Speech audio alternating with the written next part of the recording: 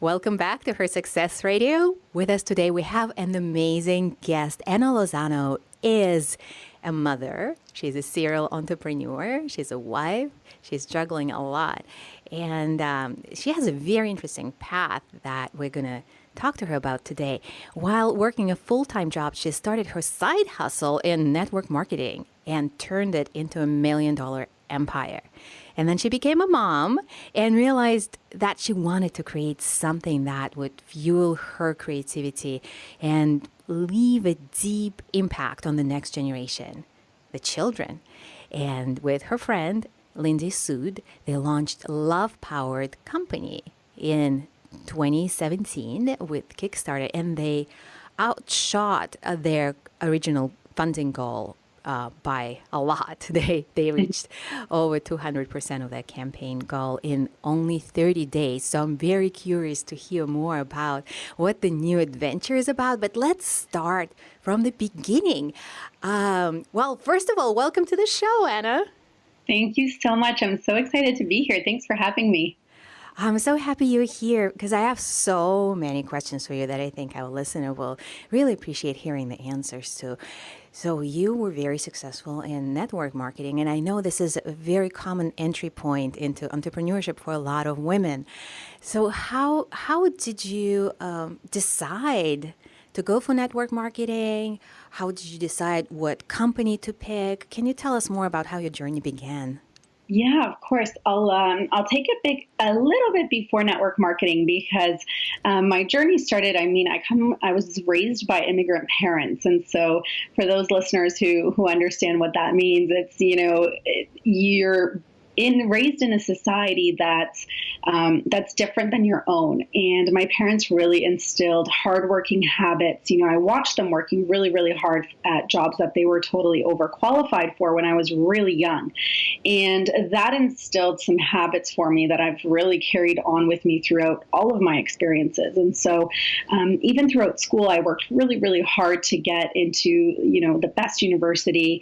And then I started working the corporate job. And so I was working corporate marketing and sales and thought that that's what society deemed to be successful. Mm-hmm. And so I followed that traditional path. And as I was climbing the corporate ladder, again, I had these hard work ethics and skills, and I knew how to work hard, but I just wasn't fulfilled. And so there was this, success on paper, like you've gone to a great school, you have this great title, and, you're climbing and climbing, but there was this component inside of me that was lacking, and that was the fulfillment component. Mm-hmm. And when I started speaking to other females who were vibrant and healthy and just loving life, they were doing something that they were passionate about. And that's what really was lacking in my life, although I had everything on paper that seemed right. Yeah, and that's where I was really first introduced into the industry, was just speaking to various women. And I realized that a lot of them not only had in common the fact that they were their own bosses and they were building something that they were totally passionate about, but most of them had actually launched through network marketing. As you said, it's such an incredible entry point into entrepreneurship. And the woman that I was speaking with, I really, really respected her. We had very similar paths with corporate careers. And I just decided to say yes. And so that was in 2010. To be honest, because I was on such a corporate path, I had never really heard of network marketing. I didn't know any companies. I didn't really understand what the industry was about until I jumped in full force. Mm-hmm. And so it wasn't me deciding, who to align with, what company, what mentor. I just said yes because I was the woman that was speaking to me, and she's still my mentor. She's still my coach. We're still with the same company. We have an incredible relationship, and I'm just so blessed that clearly there was a divine intervention guiding me, as I have a company that's been in business since 1992, really high quality products. And so for someone who didn't know anything about the industry, I'm so grateful that I landed on the company that I did and the mentor that I did, because she really showed me the way in this industry. Wow. So when you started And of course, mentorship is such a key, especially for women. I feel having other women guide and mentor us is invaluable because we get to try it on for size. Okay, this is possible for me too if she's doing it. I feel it's more valuable than men mentors. Would you agree with that in certain respects? Yes, absolutely. And I think having a mentor really shows you what's possible. And someone who's done what you're about to embark on really shortens the path of success, especially in the network marketing industry. Now, I do feel for startups, it's a little bit different. So we'll talk about that. Yeah. In a little bit, but with network marketing, see, I jumped right in. And so as I was being mentored by Leanne, I was still working my full-time job. And so it was this, like I call it a side hustle, because it was this beautiful balance of, I had my fiance at the time, but no kids, a lot of freedom, a lot of free time to, as long as I was managing my time properly, I could show up to my full-time job 9 to 5, be present, do the work I needed to do, and then really focus on building out my dreams. And that was so key to me. And very quickly, I started seeing this passion arise on me, this creativity, this ability to do something for me rather than my boss. And at the same time, be surrounded by women that are following their dreams, that are following their passions. And that is what I was missing in my life, that excitement, that energy, that passion. Yeah. And what I absolutely loved about starting on this journey in 2010 was the introduction into personal development. And so I had read The Secret when I was younger, and I was always curious about, my mindset and belief systems and the ability to attract and manifest, like all of us. I'm holding my crystals here, but I was always fascinated by that, but really jumped full force in because of this side hustle, because of network marketing. And that has changed my life forever. And so that's one of the things I'm really grateful for, is not only the mentorship, but really starting to work on my mindset, really starting to dive deep into old belief systems. As I mentioned at the beginning, I was really programmed to climb the corporate ladder as that was deemed to be successful. And when I quit my corporate job in 2011, that was really frowned upon from my family, a lot of my friends, because I had been doing something that on paper was successful. And so that's because of the work I was doing on my own mindset and my own confidence and strength. I was able to surpass that and just say, you know what, I know that I'm in alignment. I know that I'm following my heart's path. I know that I'm here to make a difference. And I had to make some decisions, I had to declutter, as they say, certain areas of my life, and which people. But I knew that if I was to fulfill my purpose, that's what has to happen on this journey. Yeah, and thank you so much for these real gems of wisdom here. I was getting massive goosebumps when we were talking about personal growth as something that you were really grateful for, that went side by side or hand in hand with your entrepreneurship journey. And I have questions for you about that. And I just wanted to really celebrate this moment that all women who are following the path of success, we all encounter this moment when our environment stops understanding what the hell we're doing. They can't get it anymore. And those people who were supportive, even if they want to support us, they can't. They don't get it, or it's not aligned with their value system, right? Because it's not a traditional path. There's no way we can explain it. And it's painful. It is so painful. And how did you navigate that for yourself? Or what helped you to not be held back by maybe your family lack of understanding? Mm-hmm. Well, it was really these feelings and emotions that I was experiencing. So I felt very stagnant and unfulfilled. And so that's what I kept going back to, is if I go back to what I was doing before, I just wasn't happy. And so at the end of the day, we're all looking for fulfillment and joy and happiness and growth. For me, growth is a core value. If I'm not growing, I'm suffocating. I'm not being true to myself. And so for the first time in a long time, I felt like I was growing and expanding and having an impact. And I just knew that it was the right path for me. And so, as hard as it was, because women are emotional beings and we are connected, and as hard as it was, certain relationships had to be cut. Now, family is really hard to cut, but you can set boundaries. And that's what I've learned to do from the very beginning.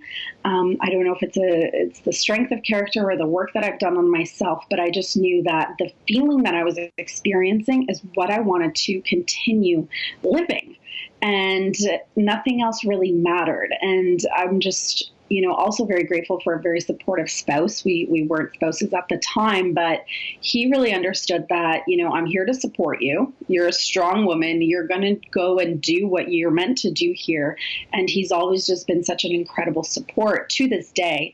And that really helped, because you then have a partner to talk to and relate to. And I know that a lot of women who start out on an entrepreneurial journey, they don't have the spouse's support, which makes it a lot harder. Yes. But I tell those women to really follow your intuition. If you're meant to do something, then the people that are meant to be in your life and are meant to be on your journey, they will be. And we have to find that strength, because I know it's not easy. Oh, major goosebumps again. We're hitting on something so valuable here. People who are meant to be in your life will be, and these relationships will evolve and be better. And people who are not meant to be in your life, as painful as this may be, if you have to follow your path. Yeah. You have to follow your path. If you don't, and you keep returning back to it, that was your core value. Growth was and is your core value. And you knew that it was non-negotiable for you to follow your path. And I find that a lot of women, I have a background as a psychotherapist, so for years I've been receiving these stories of depression and anxiety, and the core issue was always the same. I know people would disagree. Some people would disagree with that. Some people would agree. But the way I see it, the core issue was you're not living your life. You are not following your path. And because you're doing what you're doing to avoid following your path, that's what's causing depression and anxiety. And following the path takes a lot of guts. It's countercultural in many ways, because as women we're not taught, oh, the sky's the limit, you can be whatever you want. Even if people say that to us, we look around, we're not stupid, we see what's up. Yeah. So it's a very courageous path. We are forging our own path. It helps to have female mentors and peers, but we'll also outgrow peer groups very rapidly as women who are forging our own paths. Would you say that was true for you when you look at your social circles? Were you outgrowing those too? Yes. And when I say that, it's not to say that I'm better than any of those, because it's really not about that. It's just a different path. Yeah. And, everyone's here to live out their purpose. But what's incredible is as you start to detox or declutter, existing peer circles and you build out a community that is on the same path and journey that you're on. And so you surround yourself with like-minded individuals. I always try to surround myself with people that are better than me, because that's where growth happens. And they say you are the average of the 5 people that you spend the most time with. And so I always encourage women to look around and who are you giving your energy to? Because especially as women, we're always giving our energy. And when that's depleted, that's when problems start to happen in our own health, in our mental health, in our physical health. And so we need to look around, but we need to all trust that when we let things go, different things, better things that are meant to be on our path will come into our lives. And so my bestest friends to date are now people who are in my network marketing company, my business partners. We're have very similar core values. The way we raise our children is very similar. And, as a mom to a daughter, and I'm pregnant as well, I'm just... Congratulations. Thank you. I'm so excited for my daughter to be a part of this environment, because it is such a positive environment. It's an empowering environment. It's a growth empowerment. And especially for little girls, that is what is needed in this world. And so it's just... if we trust and we let go and we surrender what we think we know and open up ourselves to these incredible possibilities, it'll all come. It'll all work out. It always does. Thank you for these words of encouragement and wisdom from your experience. I'm very curious to take a look behind the curtain of what that was really like in terms of your inner journey when you got into network marketing. You said you're grateful for personal growth, personal development work. I'm wondering what inner obstacles you were running into that personal development work started helping you with. Well, there's been a lot of obstacles. And, obviously, when I share my story, it seems very light and optimistic, but there's always challenges and there's always obstacles. And, one starts with what we just talked about with people not supporting you, but also just business challenges that are hard and they can take a toll on you. And network marketing is an industry where you have a lot of cords attached to you. You have, especially in leadership positions, you have a lot of people coming to you for support when they're discouraged, when they're having bad moments. And, it can really take a toll on you. And at certain points in my business, I was really burnt out. And this happens to a lot of women because we're constantly giving. And if we're giving, and then functioning on empty, it's not going to work. And there's been a handful of moments in my business where I just said, I'm burnt out, like I can't do this anymore. And thankfully my spouse, so he actually left his corporate career in 2013 to join me. And so that was really, it was really helpful because that was that point in 2013 where I had been running since 2010. And so that's 3 years of constantly giving and growing and going out there and putting myself out there. It can really take a toll on a woman. Even though you're reading at nights and doing all those things, you're still giving a lot. Yeah. So the amount of energy you're putting back into yourself does not equal how much you're giving out. And so my first big moment was in 2013 where I just told my husband, I don't know if I can do this. I am exhausted. And, we worked through it. And that's the thing. We've been with the same company for going on 8 years, and we've been building together for 5 years. And so we have our own, my spouse and I have our systems in place where, if I can't do something, especially now, I have 2 businesses, I have a toddler, and I have, I'm pregnant, there's going to be a new baby. It's a lot to take on.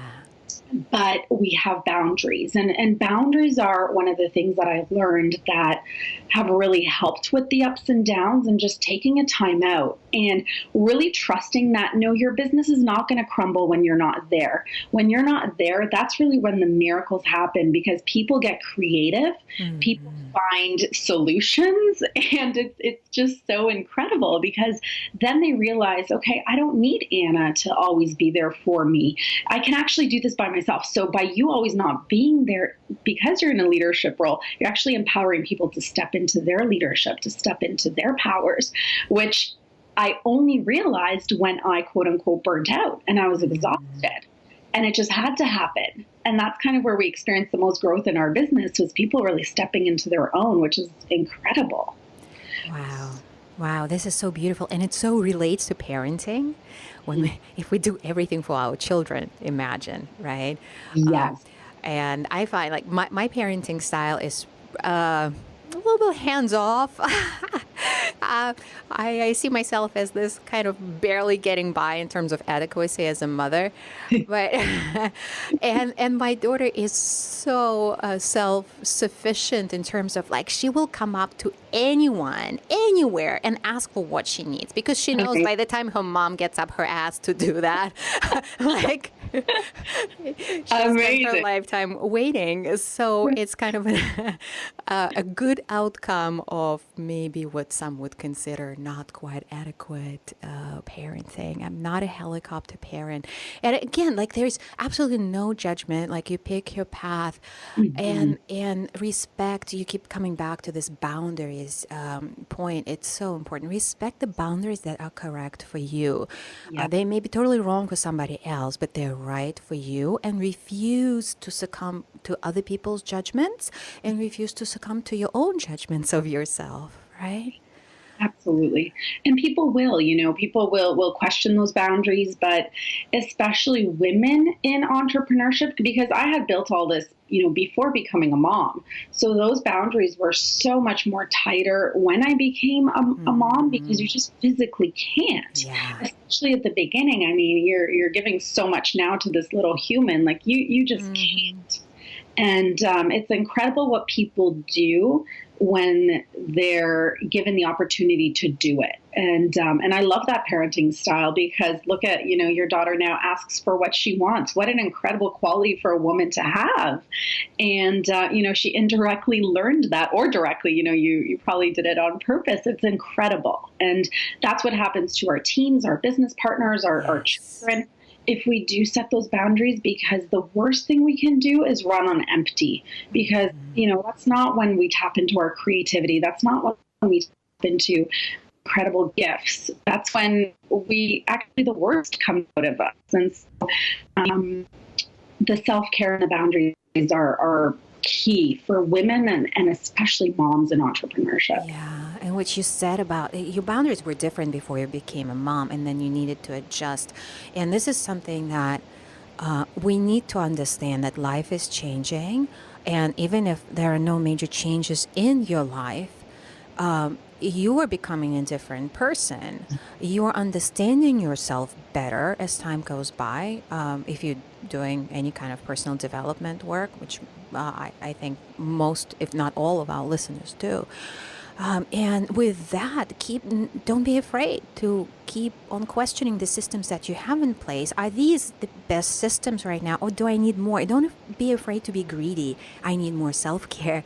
I need my boundaries to move this way, because now I feel more empowered. I can ask for what I need more and be more assertive. And everybody benefits, right? Like, I like to say, if it's not in your highest good, it's not in anybody's highest good. So you discovering through that burnout phase that overgiving was not serving you, but it was also not serving ultimately people on your team.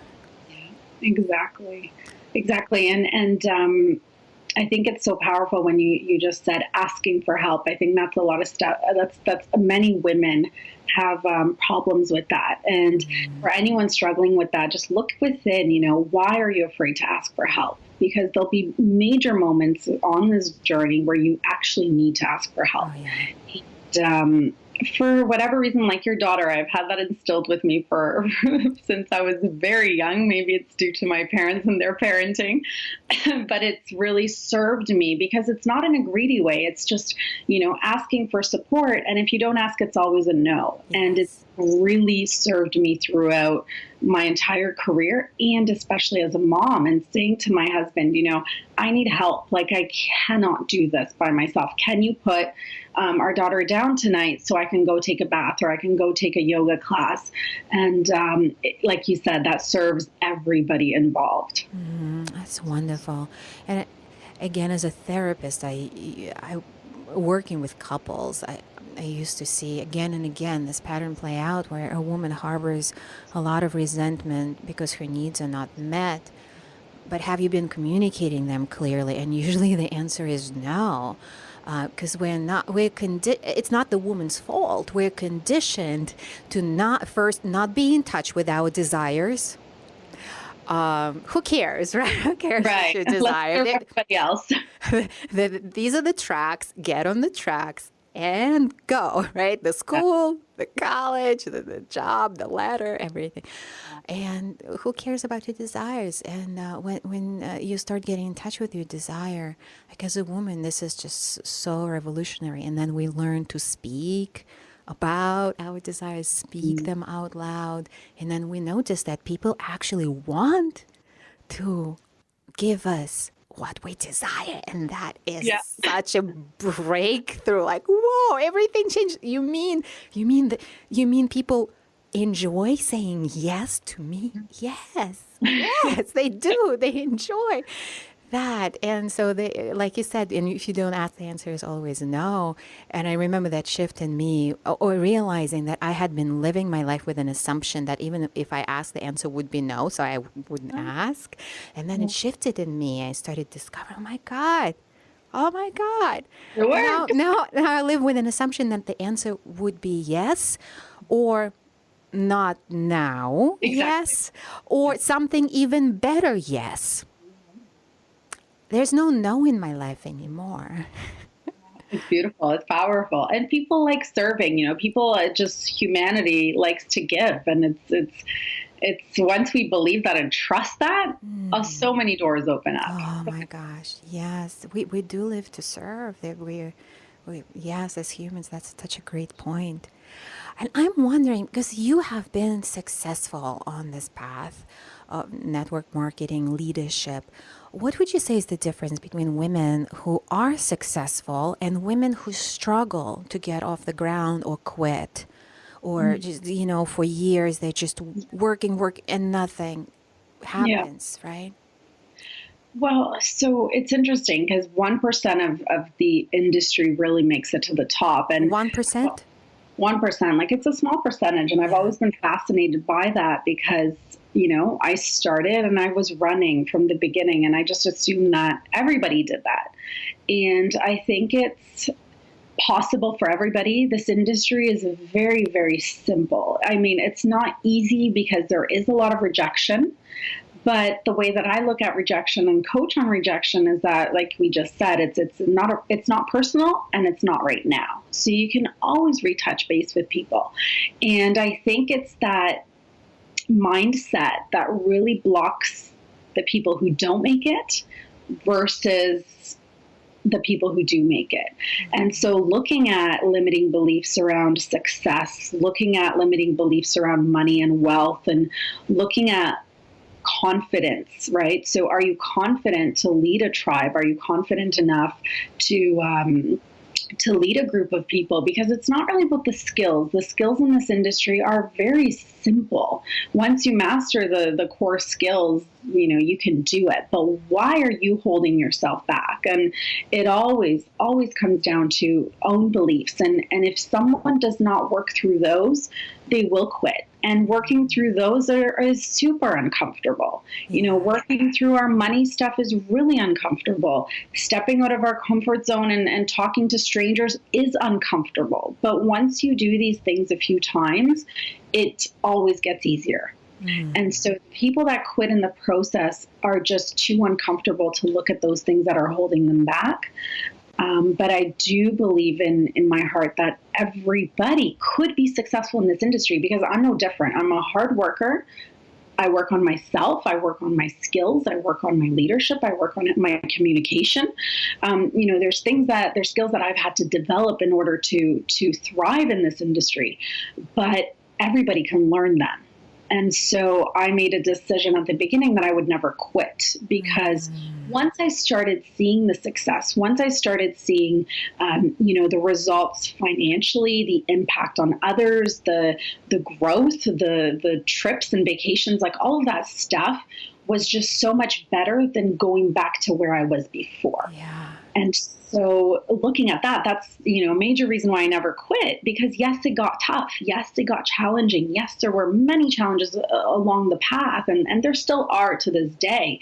Once you're at the top of a company, it doesn't get easier. It doesn't. You have a lot more responsibility.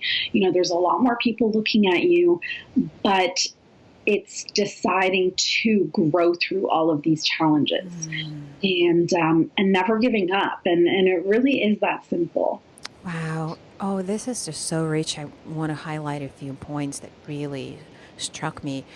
So that decision you made early on that you wouldn't quit, that commitment, it's like when people decide to enter a monastery or the military or marriage. It's that commitment or parenting. It's like, I had a hard day as a mom. Maybe I should quit, right?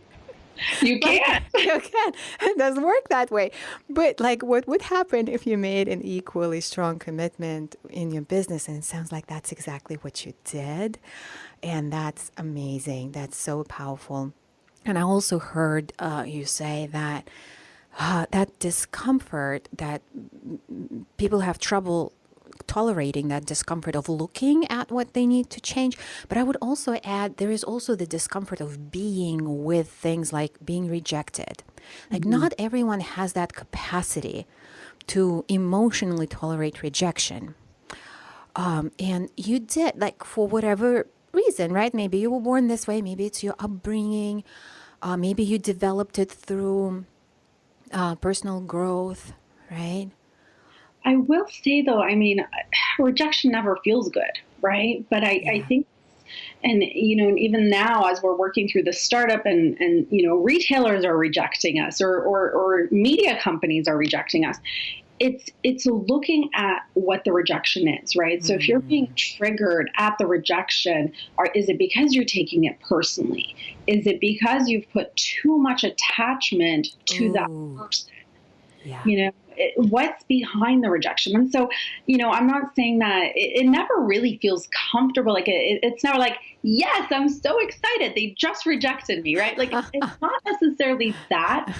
But there's a few things for me. Is number one is really having that trust that there's something better. Like, I do believe in this universal power. My affirmations at night are, I'm just so grateful for this higher force, this greater power that is blessing us with miracles every single day. And that's one of my affirmations right before I fall asleep, because I do believe that what is meant to be on my path will be.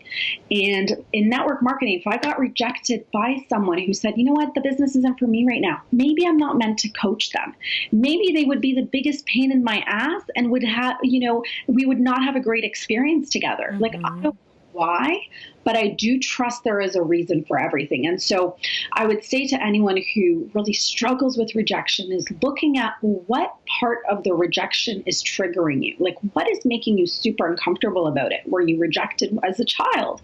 Were you rejected in high school? And looking at that, and then setting new beliefs around rejection, in terms of, like, it's not personal. The timing maybe is off for that person.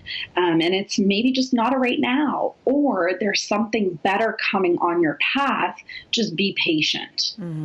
It's so beautiful how you broke it down. I've actually never heard anyone break it down like this systematically. Which aspect of the rejection are you having trouble with? So I think this is so valuable. I hope women listening right now who are committed to their success and maybe dealing with rejection are taking notes, because this is gold. This is so good. And if you do discover that rejection stems from some experiences from the past, that there are techniques, there are practices. Like, I teach a lot of them in my courses, like Her Success Formula, and to my clients, where we literally can change the past. I mean, it sounds a little wacky, but we can actually rewire mind body system to have a different experience, to have a different imprint from the past that completely changes your present and your future. And it's pretty astonishing. But like you said, it all starts with being willing to take a look at what's up. And it is uncomfortable, but that this is your liberation, because now you can do something about it. Beautiful. Thank you for that. And I'm wondering, at this point of being a leader, you have a team, you have, like you said, a lot of strings attached, a lot of people dependent on you. What obstacles or challenges are you experiencing now?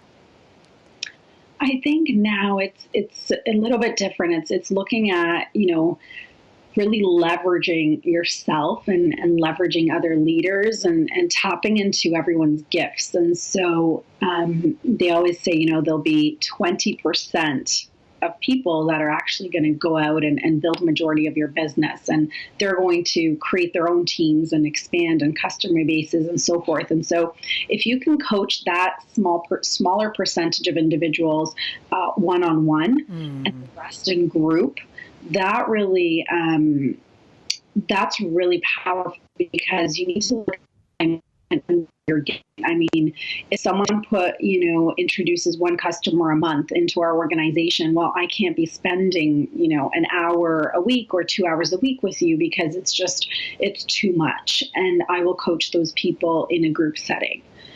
So webinars, or, we have so many incredible platforms like Zoom and GoToWebinar. So tapping into those and coaching groups once a week, and then really working closely with your leaders. And so that has worked. And then tapping into the gifts of other leaders in the same company that, we can share webinars, we can share events, we can really leverage ourselves, especially the company that I'm with. We have a lot of moms. And so that helps because everyone doesn't have a lot of time to build this. And so if we can all tap into our strengths and connect our teams to one another, that's really, really purposeful. Oh, that's so beautiful. I love this idea of leveraging. It really sounds like a true meritocracy where you invest in people who are already showing that they are committed. And it's that 80-20 rule where 80% of the needle moving will come from 20% of what you identify as the needle moving resources, people with that leadership ability in this case. And as women, of course, we are communal. We're wired to share resources, and it's so wonderful that you're focusing on that. Why recreate the wheel if somebody next to you is already doing that, and you can cooperate and collaborate, and how it leverages and uplifts everyone. That this is the ultimate cooperation over competition mentality. I'm just loving this so much. I was just going to say that. I feel that collaboration is the new competition. Probably a bit different when I first started, where I was single, I was competitive, I was eager. But now it's just, I look around and we're all kind of struggling with the same things, which is time, and not having enough time to do the things that we want to do. And so you kind of need to collaborate as women and as moms, because I'm vulnerably admitting that I can't do it all, and I'm okay with that. Yeah. So that actually applies to every area of my life. In my home, I can't do it all. So I've outsourced the cleaning, and eventually I'd like to outsource the cooking, as I just don't enjoy cooking. And I've admitted that I don't like cooking. My husband cooks, and I used to feel guilty around that, but I just don't enjoy it right now. And maybe when I'm older, I will enjoy it. But really outsourcing and giving ourselves the space to do the things that we enjoy, do the things that are in our zone of genius, and not feeling guilty about it. The guilt just needs to stop for women, because when we feel guilty, we're not our best selves. And that's not when we're in our power zones. And so if we let go of the guilt and we let go of any judgment or competition, it's liberating, like you said before. Beautiful. Yeah, guilt doesn't serve anyone. It was invented as an instrument of oppression, and we're just like willingly applying it to ourselves or subconsciously. So I hope our listener today, so let us challenge you today. When you notice yourself feeling guilty, just stop yourself with compassion and notice that this is happening, and see how you can just shift from that and instead shift into vulnerability. So I don't enjoy cooking. I'm in the same boat as you. I don't enjoy it, and I don't enjoy like a lot of things that a woman should be doing. And every time we break through one of those, we get closer to our own truth, our own authenticity. We unleash our power, because that zone of genius that you talked about, that's what the world needs. The world doesn't need you to do things that are not in your zone of genius that you can outsource. Just keep on leveraging your talents, and that just goes hand in hand with your freedom and freedom to create. You spoke about that creativity before. So time, right? Time is a major commodity. It's like probably our number one asset in this lifetime, and we need to be leveraging that. Are there any other challenges, or like in terms of the mindset or in the game, does anything come up for you these days, being where you are? I think right now I'm being challenged again with really managing my time, really, like we talked about, outsourcing and really being okay with that, because I do have a lot on my plate. I mean, there's the existing business, and there's a startup, and there's a toddler, and there's a baby coming, and there's a spouse, and there's a home. There's two dogs. there's a lot on the plate. Yeah. And I've been really recently looking at, what do I need to let go of? What do I need to surrender? So it's this constant, every phase of my life has had a decluttering and a detoxing. And it's interesting because, quote unquote, the more successful you become, however you define success, there's more opportunities. And so there's a lot of dangly carrots. There's a lot of, things on social media. We'd love for you to become an influencer or test this product. And, there's a lot more boundaries being set, where there's a lot of things that sound incredible, but I literally just do not have the time. And so, choosing the podcasts, choosing the calls to have, choosing, and saying no. I've had a tough pregnancy at the beginning in terms of nausea and all that. So I kind of let go of my own self-care practice in terms of physical activity. And this last week I just went for my first yoga class, and my entire body is so sore, but it feels so good. It saying no to whoever or whatever came up that evening, and just saying, I'm busy. I need to take this time for me, because I can finally go to a yoga class that my body and soul have been craving. So I feel that every phase of my life really needs a new me. And it's the same things, right? It's around the boundaries. It's around the time management. It's around the decluttering and detoxing. But it happens at every phase. And so as I'm entering a new phase now, birthing a startup and birthing another baby, there's going to be a lot more of that needs to be applied. And so the systems we have in place with my husband now just might not work, because, again, it's going to be more on our plate. Oh, this is so beautiful. You just have such a gift for articulating things so clearly. I'm so grateful, and I hope our listeners are taking notes. So, just to recap, what really struck me was you saying that every phase of your life needs a new you. It's so powerful. The skill set is similar: decluttering, right? Detoxing, looking at your boundaries. So again, for our listener, get a handle on those skills, because they will keep serving you. Keep honing those skills. That's important. Don't compromise on your self-care now, because things are only going to be more challenging, right? Level 1, level 2, like in a computer game. So practice now, and so you free that energy and clear the path to success as best you can. Right? I would just add too, and looking at always checking in with those core values. And I mean, if you don't have your core values defined, then that's step number one, because you're going to say no to the things that are not a part of your most important values. And so you need to have those defined in order to be able to set the boundaries. And so also, as you grow, looking at, is there something that I need to add in now that has become a core value? Is there checking in with my purpose? Am I on track, or are there things that no longer serve my purpose?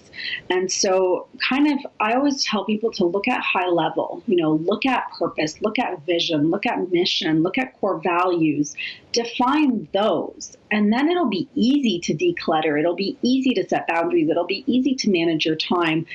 Maybe not easy, but easier. Yeah.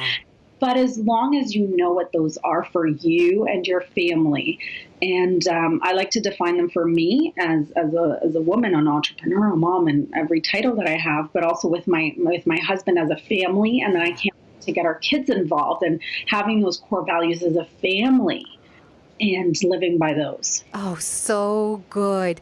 And beautiful serendipity too. At New Year's Eve, I took the time to meditate and download my values and really flesh them out. And then I I felt pulled to share them with my community, and I got such a great response. People were really resonating. People were sharing. So I can't wait to share this episode with them to encourage them once again to get clear on the values, because then decision making becomes so easier, as easy as it can be. And then aligning with other people in your family and negotiating so that there are no conflicts, or Yeah. less, as little as could be, friction in those areas. So thank you so much for that inspiration. And it helps to see what's possible when we make a commitment, when we do the work and keep on realigning at every phase, every stage. And so I would love to hear more about the stage you're in right now in your startup, what it's all about, and how we can support it and get involved. Please tell us. Yeah, incredible. Thank you so much. So in November of last year, I was sitting with my dear friend, and we were talking, and I had a really hard time transitioning into motherhood because, I had been an entrepreneur for 6 years before becoming a mom, and 5 of those years had a lot of freedom in them. So both my husband and I were doing our network marketing company full time. We were traveling. We woke up when we wanted. We did what we wanted. We worked from where we wanted. And then when I birthed my daughter, of course, it was a miraculous experience, but at the same time, it was really, really tough. And that's the story that I'm working on right now personally. Is I do have a story that I've created that's parenthood is really hard, that motherhood is really hard, and I'm working on that as my next baby comes, because I want it to be easy. I want it to feel a lot lighter, and I do believe that we have the power to change our story. And so I have all these affirmations now about this baby, and just having a lighter experience of motherhood. So as I met with my dear friend about just over a year ago, we realized that we were both practicing positive I am affirmations. And so for me, affirmations were really meditative as I was practicing them with my daughter, or actually as I was speaking them to my daughter, I was indirectly reaping the benefits. And so as I was telling her she is calm and patient and she loves to sleep and, all that good stuff, I realized, wow, I know that I need to practice what I preach. And so affirmations just became, again, this incredible tool in my life to work on my own healing as now a mom.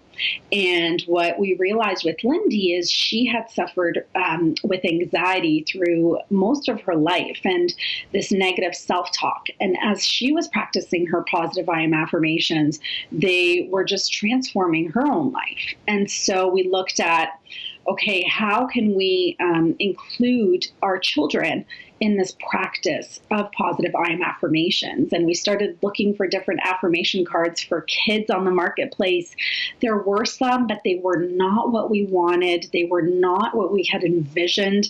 Lindy and I both love beautiful and meaningful things. We, the way that we decorate our home is the way we decorate our child's room, and the way that we dress is similar to how we dress our children. And so we wanted a gorgeous tool, because we know that affirmations are still in quote unquote woo land. Mm-hmm. But we are on this big, massive journey to make affirmations mainstream, to power the next generation of mindful leaders.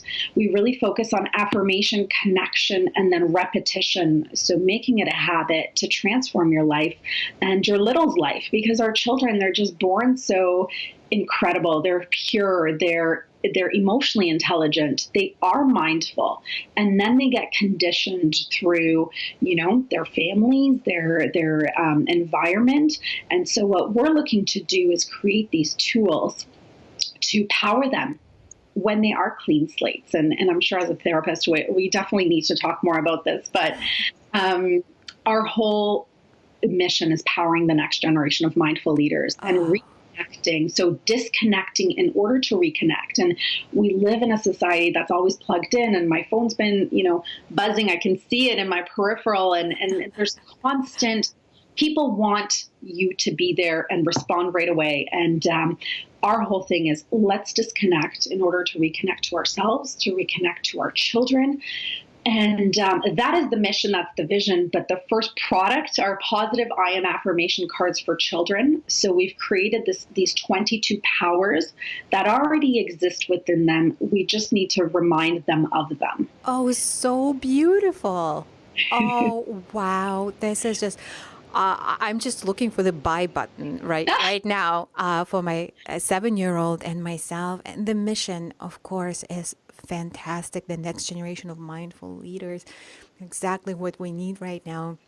People who are connected with themselves. And when we are connected with ourselves truly, then we're connected with others truly, and we cannot mislead as leaders. That's my deep belief, and I'm so happy to hear about what you are doing. So how can we get our hands on those affirmation decks? Thank you so much. And exactly what you said. So we are lovepoweredco.com. And there you're able to read our mission, our story, and see our children, and also purchase your box set. That's our first product. And we're all over social media under Love Powered Co. And we do have a community that's called Love Powered Community, where every Monday at 11, which is actually coming up, we do a Mindful Monday talk. So I bring in different guest experts to talk on different topics, whether it's mindfulness or self-care or affirmations, or different tools that families can start incorporating right now to really reconnect and to really empower themselves and their children. Oh, so beautiful. So I hope our listeners are as excited as I am, especially those who are parents. I know right after we hang up, I'm going to go to the website and buy that box set, and my daughter will be thrilled. We'll have a lot of fun time playing with that. And also, I'm just wondering, because you sound such an amazing leader in your network marketing company. Are you looking for new members on your team? If our listeners get inspired to work with you in that capacity, can they do that? Absolutely. Yeah. I'm still very actively coaching new individuals as long as it's a fit for both of us. Mm-hmm. Absolutely. That's what I'm very multitasking my two companies, because I love it both. I do feel, like you said at the beginning, that network marketing is such an incredible entry point into entrepreneurship. And it's such an incredible platform for mindset, for leadership, for extra income or massive wealth, whatever people want. And so that will always be a tool that I offer, because I'm just so connected to the industry and the way that it's blessed my family and I. So absolutely. So somebody who is inspired right now, she can just reach out to you, right? The contact information will be in the show notes. It's drvalerie.com. Just click on the podcast and you will see Anna's interview and show notes there. And you can access the link to her website, to this amazing deck for affirmations for kids, and how to get in touch with her, right? Thank you. Absolutely. I'll give my email, and we can include that for the listeners. Oh, fantastic. Oh, thank you so much for coming on the show. And I just had such a blast. And I know I'm going to re-listen to it again. You dropped so many pearls of wisdom. I want to make sure I collect them all for myself, because that's why I'm doing this show, and also to share with the audience.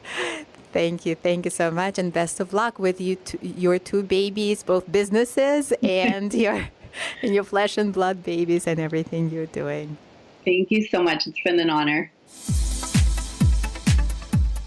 Hey, I have a surprise for you. I actually purchased not one, but two of these wonderful gift sets of affirmations for children. I love them so much. I wanted to give the second one as a gift, but I didn't yet know who I would give it to. So I figured, why not give it to one of my listeners?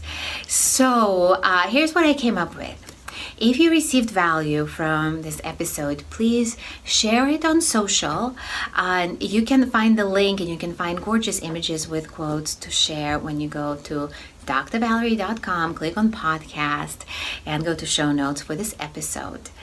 And also there you will find information on exactly how to share, how this will work. And basically, your shares would put your name in the hat for an opportunity to get this wonderful set mailed to you absolutely free. I only have one, so we'll just run it for a few days and see how it goes. The dates of this opportunity are on the website, drvalerie.com. Click on podcast, find show notes for this episode. Everything you need to know is there, and it's really easy. Just make a regular post, share whatever you like about our show and this episode.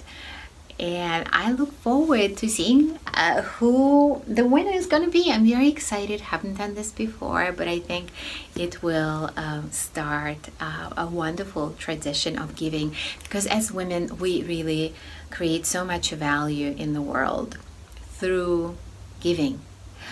And we share the good when we find something good. And so I look forward to creating the ripple effects of good through these little gamified initiatives. So thank you so much for playing. Thank you for watching and listening. And enjoy the show.